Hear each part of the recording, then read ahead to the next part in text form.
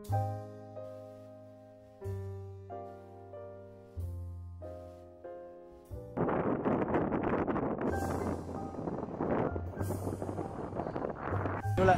குஞ்சு தொட்டியில் அங்கேருந்து ஆந்திராவிலேருந்து வந்திருக்கான். ஆஃபீஸ் நெட்வொர்க் வந்துருக்கு. இப்போ இந்த மீன் குஞ்சுகள் வந்து இதில் ஏரியில் விட போகிறாங்க.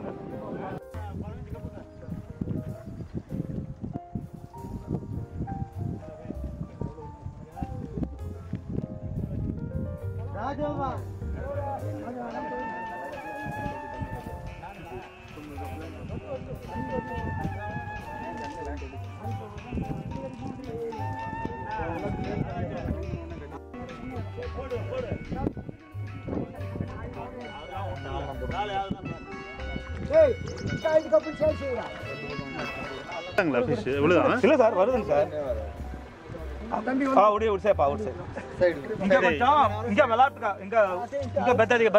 என்ன டைப் இது? என்ன குஞ்சு? என்ன குஞ்சு? ఏం పిల్లలు అది రోగు రోకు. సరిపోతుంది. ఇంకా కొంచెం నీళ్ళు పరపటికి పెట్టుకోండి. என்ன மீன்? நீங்க அங்க விட்டதான் லோகு தான். கிணத்துல விடுறது. சார் வணக்கம் சார். இது கேஜி தென்னவன் பிரம்மராயன் மீன்வள ஆய்வாளர் மேட்டூர் அணை. தமிழ்நாடு நீர்வள நிலவள திட்டம் ஸ்வேதா வடிநில பகுதி பாசன குளங்களில் மீன் குஞ்சுகள் விடுதல் திட்டம் சார். Implementing officer. இதுல வந்து இன்னைக்கு வந்து இந்த குளம் வந்து எவ்வளவு ஏரியா? இந்த ஏரியா கிட்டத்தட்ட ஒரு 60 ஹெக்டேர் இருக்கும் sir. Effective water spread area 30 ஹெக்டேருக்கு நாங்க வந்து இதை கால்குலேட் பண்ணிட்டு ஒரு ஹெக்டேருக்கு 1000 குஞ்சுல 30,000 குஞ்சு இது வந்து இருப்பு செய்யறோம். இந்த மீன் குஞ்சுகள் இந்த ஏரியை பொறுத்த வரைக்கும் இந்த மீனவர் கூட்டுறவு சங்கம் வந்து இந்த ஏரியை வந்து குத்தகை எடுத்திருக்காங்க. இந்த குத்தகை எடுத்த அவங்க வந்து அரும்பாவூர் பேரூராட்சிக்கு இந்த குத்தகை தொகையை செலுத்திருக்காங்க. இங்க மீனவர் சமுதாயம் கிட்டத்தட்ட ஒரு 500 பேர் குடும்பம் பக்கத்தில் இருக்குது. இவங்க எல்லாருமே அரும்பாவூர் மீனவர் கூட்டச்சங்க உறுப்பினர், மிக பழைய உறுப்பினர்கள். இது வந்து மீன்பிடி தொழிலே பிரதானமாக கொண்டவர்கள். என்னென்ன டைப் ஆஃப் இதுல வந்து நாங்க கட்லா, ரோகு, மிருகால், சாதா கண்டை எல்லா மீன் குஞ்சுகள் இதில் விடணும். என்னென்ன எவ்வளோ ரேஷியோட? இப்போ வந்து 4 கட்லா வந்து பார்த்தீங்கன்னா 4 தண்ணீருக்கு மேலே வளர்ற மீன் குஞ்சு வந்து 4 பங்கும், 10ல் 4 பங்கும். தண்ணி மேலே வர்றது தண்ணிக்கு மேலே இருக்கிற மீன் குஞ்சு, தண்ணிக்கு மேலே இருக்கிற உணவுகளை மட்டும் பிளாங்கான் என்ற உணவை மட்டும் உட்கொள்கிற மீன்கள் வந்து கட்லா வந்து 10ல் 4 பங்கும். தண்ணிக்கு நடுவில் இருக்கிற உணவுகளை உண்ணும் ரோகு மீன் குஞ்சுகள் 3000ம். தண்ணிக்கு கீழே இருக்கிற மீன் குஞ்சு வளரும் மீன் குஞ்சுகள் வந்து மிருகால் வகை 3, மொத்தம் 4, 3, 7, 10ன்ற ரேஷியோவில் கொடுக்குறோம். இது இல்லாமல் புல்கண்டை, சில்வர் கண்டை இந்த மீன் குஞ்சுகளும் நாங்கள் வந்து 5% இதில் சேர்த்து கொடுக்குறோம். அது வந்து வெள்ளிக்கண்டைன்றது வந்து தண்ணிக்கு மேலே இருக்கிறது கட்லான்னு ஏற்கனவே சொல்லியிருக்கேன். ஏற்கனவே பைட்டோ பிளாங்கான்ல வந்து அதிகமாக இருக்கிறதுனால இந்த வெள்ளிக்கண்டை வந்து அபரீத வளர்ச்சி இருக்கும். ஆனால் இதனுடைய மார்க்கெட்டிங் இது கம்மி. சரி, வரீங்க ஒரு சின்ன விவசாயி ஒரு 25 தொட்டின்னா அதில் எவ்வளோ பண்ணணும் சார்? யூஸ்வலாக வந்து ஒரு ஹெக்டேருக்கு வந்து 1000 குஞ்சு கணக்குங்க சார். ஓகே, அதுக்கு தகுந்த மாதிரி நம்ம கால் சதுரடி கணக்கு. சதுரடி கணக்கு சார், மீட்டர் டு மீட்டர். இப்போ எத்தனை மீட்டருக்கு? ஒரு மீட்டருக்கு ஒரு மீட்டர்னா எவ்வளவு? ஒரு square metre is equal to ஒரு குஞ்சுக்கு சார். 1000 ஸ்கொயர் மீட்டருக்கு 1000 குஞ்சு. இதுக்கு என்னென்ன தீவனம் கொடுக்குறது? தீவனம் வந்து ஆக்சுவலாக நம்ம வந்து கடலை பிண்ணாக்கு, தவிடு இது கொடுக்குறோம் சார். அதெல்லாம் இதை பொறுத்த வரைக்கும் இயற்கையாகவே வளருது. அதனால இந்த பிரச்சனை இல்லை. எந்த நோய் எதிர்ப்பும் பிரச்சனையுமே வரதில்லை சார். இதில் யூஸ்வலாக டிசம்பர் மாதத்தில் கொஞ்சம் பேக்டீரியல் எஃபெக்ட்ஸ் இருக்கும். அது வெயில் வந்தோடனே சரியாயிடும் ஆட்டோமேட்டிக்காக. பெரிய ஏரியில் இது என்ன பண்ணுற மெஷர்ஸ்க்கு எதுவுமே கிடையாது. இந்த மீன் குஞ்சு எங்கே கிடைக்கும்? மீன் குஞ்சு வந்து இப்போ வந்து ஆந்திரா, மற்ற தமிழ்நாட்டில் தஞ்சாவூர் சைடு, விழுப்புரம் சைடு எல்லா இடங்களையும் கிடைக்குது. இப்போ இது எவ்வளோ நாள் அது பிடிக்கும் இந்த மீன்? இந்த குஞ்சு எவ்வளோ விலை? இந்த குஞ்சு பார்த்தீங்கன்னா கிட்டத்தட்ட ₹1 ரேட் ஆகுதுங்க. எல்லா ரகமும் ஓடுறோம். அதில் கட்லா, ரோகு, மிருகால் எல்லா ரகமும் ஓடுறோம். இதுல வந்து பாத்தீங்கன்னா கிட்டத்தட்ட ஒரு 6 மாசத்துலயே இயற்கையில இருக்கிற உணவுகளை வச்சு 6 மாசத்துல கிட்டத்தட்ட 1 கிலோ இருந்து 1.5 கிலோ அளவுக்கு வந்துறதுக்கு வாய்ப்புகள் இருக்குது. ஏன்னா இந்த அரும்பாவூர் ஏரி வந்து இப்போ வந்து எந்த பொல்யூஷன் இல்லாம இந்த பச்சை மலை, பவள மலை தண்ணி வந்திருக்கனால இந்த ஸ்வேதாதுல நல்ல ப்ரொடக்ஷன் இருக்குது. என்ன ரேட் வருது சார் இது? இப்போ நீங்கள் இப்போ 1 கிலோ 1.5 கிலோ வருங்க, எவ்வளோ நாளில் 1 கிலோ 1.5 கிலோ வரும்னு சொல்றீங்க? ஒரு 6 மாதத்துலேருந்து 8 மாதத்துக்குள்ளவே 1 கிலோலேருந்து 1.25 கிலோ பக்கம் வளர்ந்துருங்க. அது எவ்வளோ ரேட்டு போகும்? ரேட் வந்து கிலோ வந்து ஆக்சுவலாக கவர்மெண்ட் ரேட் வந்து ₹100 சார். சரி. ஆனால் இங்கே யூஸ்வலாக வந்து ₹130 மணிக்கும் ஞாயிற்றுக்கிழமை போகுது. அமாவாசை நாளில் அதே ₹90 போகுதுங்க. ஸோ 90 ரூபாயிலேருந்து 130 ரூபா வரைக்கும் போகுதுங்க. சரி, இப்போ இது வந்து ஒரு ஏரியில் வர்றதை பற்றி சொல்கிறீங்க. இப்போ நான் ஒரு தனியார் வந்து மீன் கொட்டை அமைச்சு அதில் விட்டாங்களா, அதில் என்ன லாபம் கிடைக்கும் அதில்?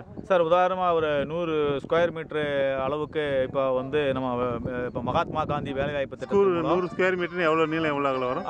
அதாவது 10க்கு 10 மீட்டருக்கு 10 மீட்ரு. சரி, மீட்டருக்கு 10 மீட்டர். இப்போ வந்து பொதுவாகவே மகாத்மா காந்தி வேலைவாய்ப்பு திட்டத்தின் மூலம் இந்த மாதிரி டிஆர்டிஏ மூலம் அந்த வந்து இந்த பண்ணைக்குட்டை வந்து எல்லா வில்லேஜ்லேயும் வந்து கிராமங்களையும் வந்து வெட்டிட்டு இருக்காங்க. அமைச்சு வந்து இது டிஆர்டிஏவே அவங்களுடைய சொந்த இதில் பண்ணிட்டு இருக்காங்க.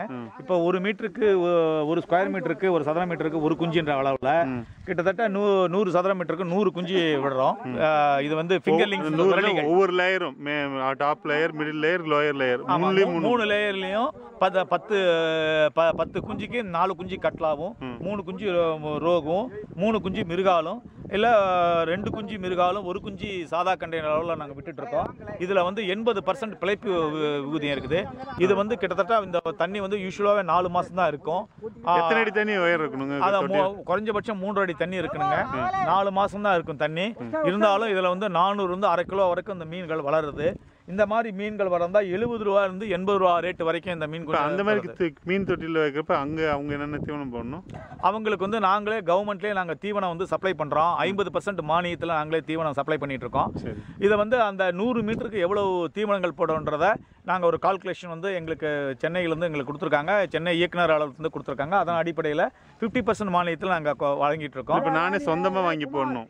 அதுக்கு போடணும்னா அதுக்கு தீவனங்களில் இப்போ வந்து தீவன கம்பெனிகளே நிறைய வந்துருச்சுங்க. இப்போ ஆமாம், தஞ்சாவூரில் வந்து தஞ்சாவூர் மற்றும் விழுப்புரம் சைடில் இதுக்கு ஆந்திராவிலேருந்து இந்த தீவனம் வரதில் ஏஜென்சி எடுத்து பண்ணிட்டு இருக்காங்க. செலவாகும் எனக்கு இப்போ ஒரு 10 மீட்டருக்கு 10 மீட்டர் போட்டுனா 10 மீட்டருக்கு 10 மீட்ரு வந்து அவங்க எஸ்டிமேட் வந்து டிஆர்டிஏல பண்ணிட்டு இருக்கிறதுனால நமக்கு தோராயமாக வந்து அவங்க ஒரு 10,000 to 12,000 ரூபாயில் வந்து எடுக்கிறாங்க. தீவன செலவுலேருந்து எல்லா செலவும் ஆகும். அவ்வளோதான் ஆகுது. சப்சிடி இல்லாமல் சப்சிடி இல்லாமல் சப்சிடியோட இப்போ சப்சிடி வேண்டாம் நம்ம விட்டுலாம். ஓகே, ஆமாம், 50% சப்சிடி எடுத்திங்கன்னா பார்த்தீங்கன்னா ஒரு 4,000 ரூபா அளவுக்கு தீவனம் வாங்கிக்கிட்டா போதுங்க. அதோட வந்து 100 குஞ்சு இதுக்கு தீவனம் போதுமானது. வளர்ப்பு வந்து 80ன்னு பார்த்தீங்கன்னா கிட்டத்தட்ட 8,000 ரூபா வந்து 50% லாபம் வருதுங்க. ஓகே, இது இப்போ வந்து இது எவ்வளோ, இந்த குஞ்சு எவ்வளோ எடை வரும்? இந்த ஒரு எவ்வளோ நாள்? இது பொதுவாக அந்த 100 நாள் வேலைவாய்ப்பு திட்டத்தில் பார்த்தீங்கன்னா ஒரு 4 அல்லது 5 மாதம் வரைக்கும் தான் அந்த குஞ்சுகள் வந்து. ஒரு வருஷத்துக்கு தண்ணி இருந்துச்சுனாக்கா? ஒரு வருஷம் தண்ணி இருந்தால் கிட்டத்தட்ட 800-லேருந்து 1 கிலோ பக்கத்தில் வரும் சார். சரி, அதுக்கு தகுந்த மாதிரி இவங்க வந்து வந்து அப்பப்போ வந்து தண்ணிகளை வந்து குறைச்சி புது தண்ணிகளை ஏற்றணும். ஒரு வருஷம் இருந்துச்சுன்னா என்ன லாபம் கிடைக்கும்? என்ன செலவு? யூஸ்வலாக வந்து ஒரு வருஷம் இருக்கிறப்ப தண்ணி வந்து கிட்டத்தட்ட ஒரு 7-8 தடவை மாற்ற வேண்டியதாக இருக்கும். கிட்டத்தட்ட ஒரு 15 நாள்லேருந்து 20 நாள், 22 நாள், 25 நாளுக்குள்ள தண்ணி கொஞ்சம் வந்து குறைச்சி ஏற்றணும். தண்ணி உறிஞ்சிக்காதுங்களா? தண்ணி உறிஞ்சாலும் தண்ணி இப்போ 3 அடி தண்ணியை வந்து நம்ம எப்பவுமே மெயின்டைன் பண்ணிக்கிட்டே இருக்கணும். பொதுவாக வந்து 6-8 மாதத்துக்குள்ளே கிட்டத்தட்ட ஏற்கனவே சொல்லியிருக்கேன் 800 கிராம் 1 கிலோ வளரும். இது வந்து இப்போ வந்து அதுக்கு தகுந்த மாதிரி இந்த மாட்டுச்சாணத்தை வந்து ஒரு ஹெக்டேருக்கு 10,000 கிலோ என்ற அளவில் அதை வந்து நம்ம அப்பப்போ வந்து ஒரு மாதத்துக்கு ஒரு தடவை கொஞ்சம் இன்ஸ்டால்மெண்ட் பேசிஸில் கொடுக்கலாம், தப்பு கிடையாது. வேளாண்மை கருவிகள் பொறுத்த வரைக்கும் இதில் எதுவுமே கிடையாது.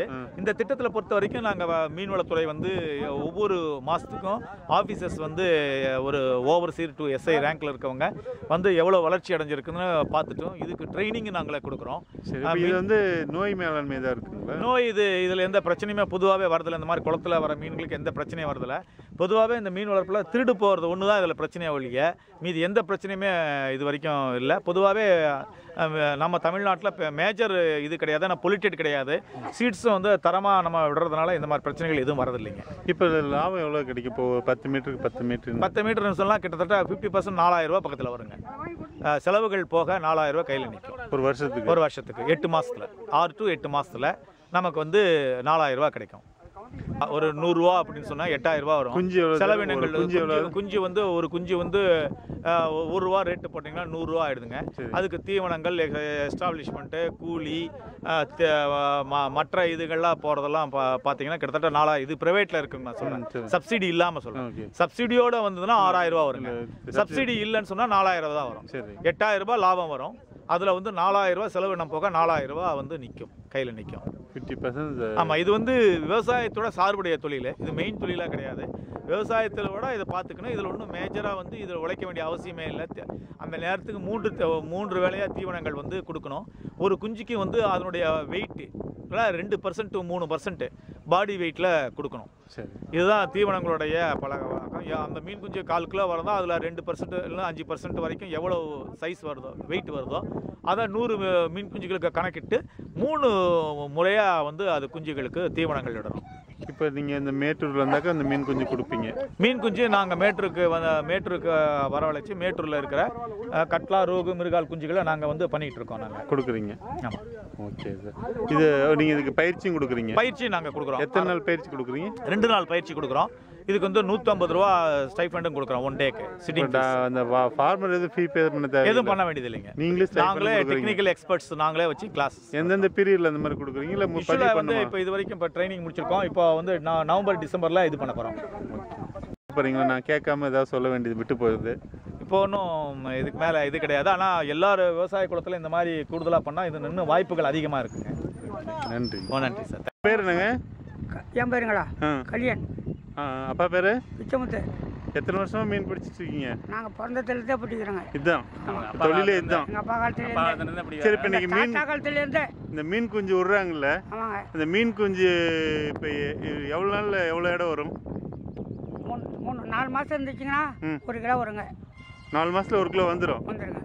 இதுக்கு என்ன தீவனம் போடுவீங்க நீங்கள்? என்ன பாருங்க, தீனி போடுறது. இப்போ மீன் குஞ்சு விட்றதோட சரி. ஆமாங்க. அதே அதில் இருக்கிறத சாப்பிட்டுக்க வேண்டியது தான். சாப்பிட்டுக்கலாம். அந்த எருவு, ஆடு மாடு மேயறது புழுக்க எல்லாம் இருக்குது. சரி, இப்போ 4 மாதத்தில் 1 கிலோ வந்துச்சுன்னா அது எவ்வளோக்கு போகும்?